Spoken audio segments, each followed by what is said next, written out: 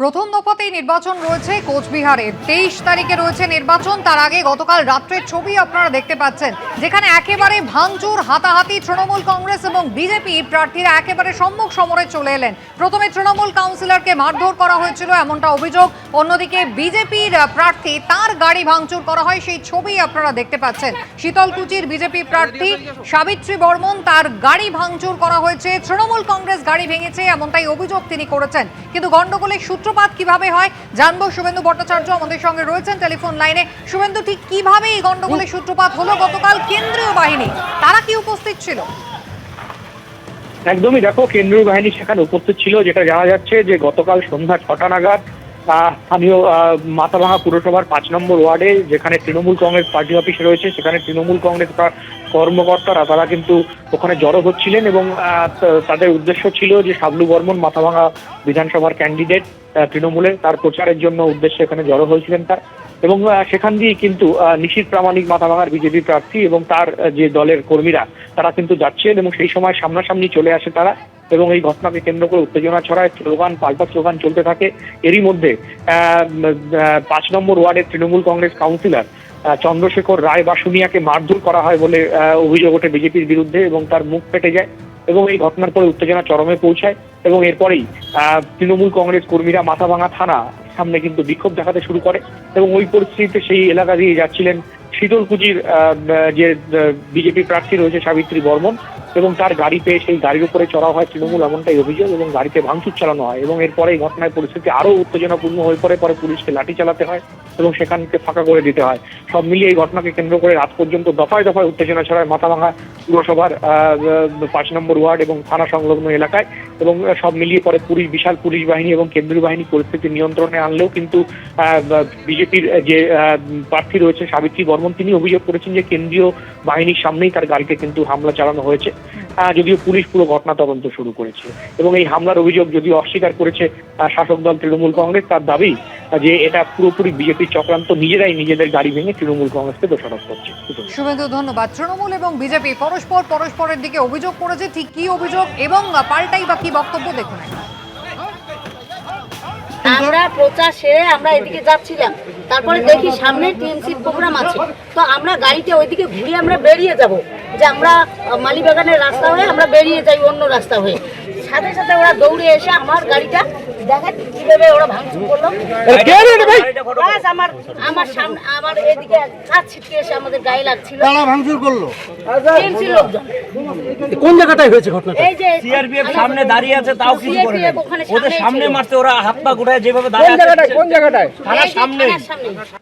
সমস্ত অভিযোগ তো সত্যি নয়, সেটা পুলিশ তদন্ত করবে। কিন্তু আমাদের কাছে যেটা রিপোর্ট আছে, নিজেদের গাড়ি নিজেরাই ভেঙে ওরা এই অভিযোগ আমাদের উপর দিয়েছে, সেটা পুলিশ তদন্ত করবে।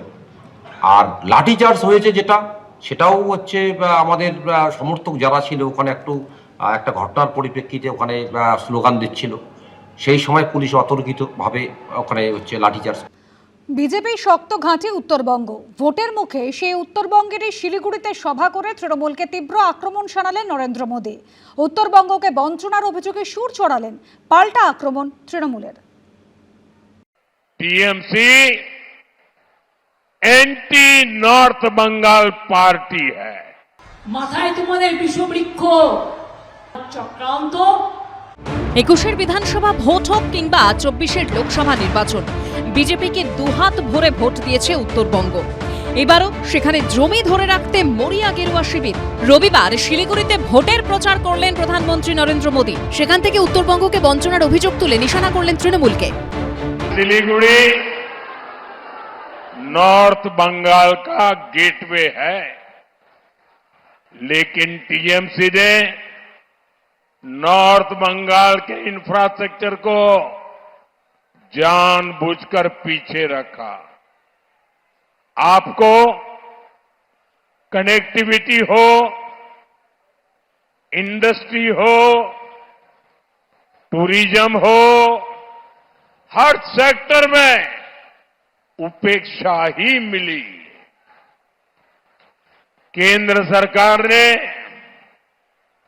जो पैसा भेजा वो भी ये सिंडिकेट वाले हड़प कर गए। অন্যদিকে বিজেপির প্রতিশ্রুতিকে মিথ্যা বলে দাবি করলেন মমতা বন্দ্যোপাধ্যায়। শুধু মিথ্যে কথা, মিথ্যের ফুলঝুরি। কিছু বিজেপির গদ্দার দালাল ঘুরে বেড়াচ্ছে, যখন ভোটের থেকে নাম কাটে তখন তাদের রাস্তায় দেখা যায় না। বসন্তের কোকিলেরা ইলেকশন আসলে কুহু কুহু করে ডাকে আর বাংলায় ভোট চায়।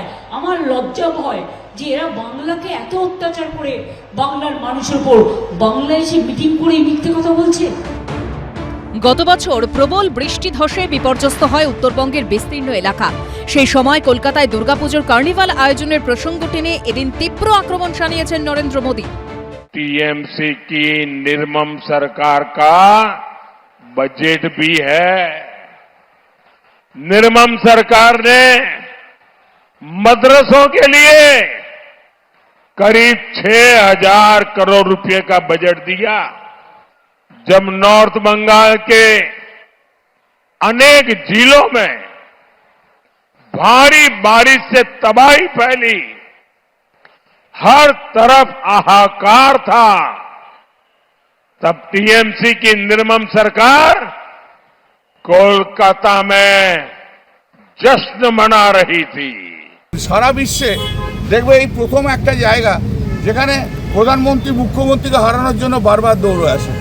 এই যে 2026-এ 4 মে যখন রেজাল্ট বেরোবে 230 থেকে 240টা হবে, তখন যে ঘন্টাটা বাজবে না, সেই ঘন্টাই দেবে 2029-এ নরেন্দ্র মোদীর ঘন্টা বাজিয়ে দিয়ে। ভোটের মুখে আক্রমণ পাল্টা আক্রমণ, ভবিষ্যৎবাণীর পালা চড়ছে বাগযুদ্ধের পারদ। TMC anti North Bengal party है। टीएमसी एंटी ट्राइबल पार्टी है। टीएमसी एंटी चाय बागान पार्टी है। टीएमसी महिला और युवा विरोधी पार्टी है।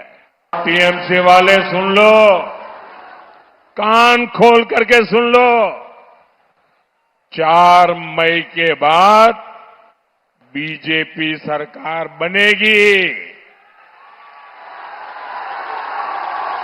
और टीएमसी वालों को 15 साल का पल पल का हिसाब देना पड़ेगा, पाई पाई का हिसाब देना पड़ेगा।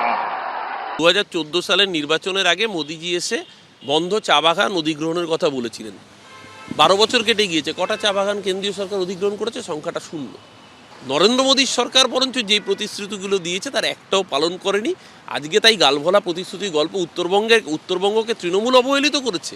উত্তরবঙ্গ আর দক্ষিণবঙ্গ আলাদা কিছু নয়, গোটাটাই পশ্চিমবঙ্গ। এই সেন্টিমেন্ট নরেন্দ্র মোদীরা বুঝবেন না। বিজেপির সংকল্পপত্রে উত্তরবঙ্গে বিশেষ নজর দেওয়া হয়েছে।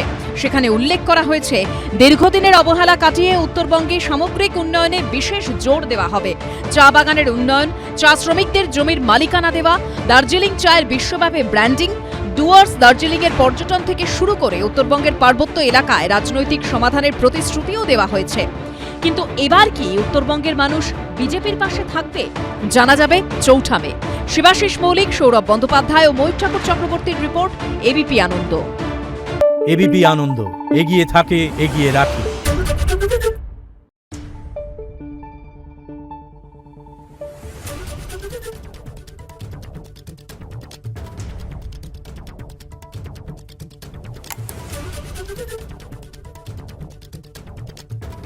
Thank you.